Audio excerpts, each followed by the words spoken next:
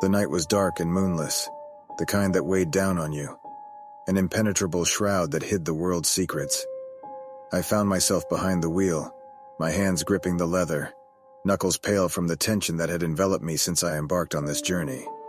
The hum of the engine was the only companion in this abyss, and the narrow road ahead seemed to stretch on endlessly, disappearing into the inky blackness.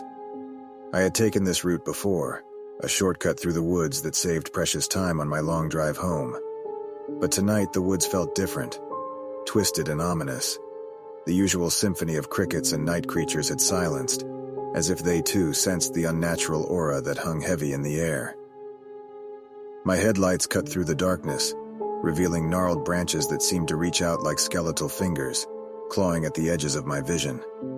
An unease settled in the pit of my stomach, and I chided myself for letting my imagination run wild.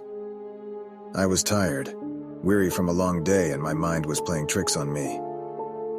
I turned up the radio, hoping the music would drown out the creeping doubts that whispered in my mind. As I continued along the road, a thick fog began to roll in, obscuring my view even further. My heart quickened its pace, a sense of isolation settling in as the fog enveloped my car. The road seemed to stretch endlessly, and I could no longer make out the surrounding trees or landmarks. Panic bubbled up within me, but I forced it down, reminding myself that I was simply disoriented in the mist. Minutes turned into hours, or so it felt, the passage of time losing all meaning. And then, as suddenly as it had begun, the fog lifted. I let out a sigh of relief, my grip on the steering wheel loosening slightly. But that relief was short-lived. Before me lay a dilapidated town, its buildings crumbling and windows shattered. It was as if I had stumbled upon a forgotten relic of the past, a place untouched by time. My heart pounded in my chest as I cautiously navigated the desolate streets, the only sound the crunch of gravel beneath my tires. I caught sight of a figure in the distance, standing in the middle of the road. My foot instinctively pressed on the brake, and the car came to a halt. The figure was cloaked in darkness, their features obscured, but a sense of dread washed over me. Something was wrong, deeply and inexplicably wrong. I watched as the figure turned slowly toward me, its movement almost mechanical. It raised a hand and pointed, a gesture that sent a chill down my spine. I tried to convince myself that it was a trick of the imagination, a result of the exhaustion that had taken hold of me. But the feeling of unease only intensified. Without warning, a piercing shriek tore through the air, a sound that seemed to reverberate through my very soul. I clamped my hands over my ears, my heart racing as the sound drilled into my mind. And then, as suddenly as it had begun, the shriek ceased, leaving an eerie silence in its wake.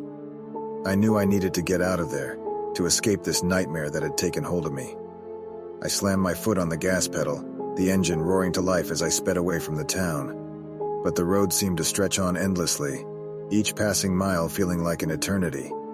Panic clawed at my chest, threatening to suffocate me as I fought to find an exit, a way back to reality. And then, as if in response to my desperate pleas, the road began to change. The buildings faded away, replaced by dense forest on either side. The fog returned, thicker and more suffocating than before, obscuring my vision once again. I was trapped, caught in a nightmarish loop that refused to release its grip. As the fog lifted once more, I found myself back where I had started, facing the decaying town. The figure was still there, its presence a haunting reminder of the horrors I had witnessed. I was trapped in a never-ending cycle, a purgatory of my own making. My mind raced, searching for a way out, a way to break free from this nightmarish loop. And then it hit me, a realization that sent a surge of determination coursing through my veins. I had to confront my fear, to face the figure head-on and demand an end to this torment. With newfound resolve, I stepped out of the car and approached the figure. As I drew closer, I could see its eyes, empty voids that seemed to penetrate my very being. I opened my mouth to speak, to demand an end to this nightmare, but no words came out. Instead, a guttural sound escaped my throat, a primal scream that echoed through the desolate town. And then, just as suddenly as it had begun, everything faded to black. I awoke to the blaring of my car horn, disoriented and shaken. I was back on the road, the night still dark and unforgiving. I let out a shaky breath, realizing that it had all been a dream, a terrifying manifestation of my exhaustion and fear.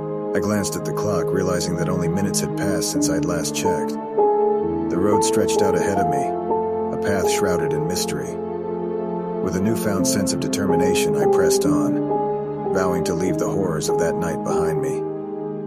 But as I drove, a lingering doubt remained, a nagging feeling that perhaps the nightmare was not as distant as I hoped. The road ahead was uncertain, a twisting labyrinth of possibilities, and as the darkness swallowed me once more, I couldn't help but wonder if I was truly alone on this desolate road.